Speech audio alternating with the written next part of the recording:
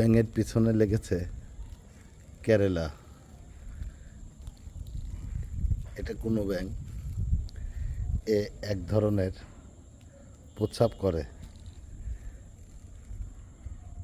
কেরালার মুখে প্রস্রাব করেছে, কেরালা রেগে গিয়েছে, এই জন্য ব্যাঙের পিছু নিয়েছে।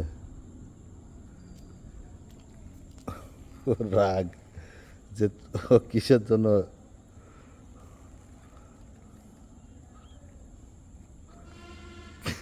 প্রস্রাব করলো। দেখা যাক ও কি করে।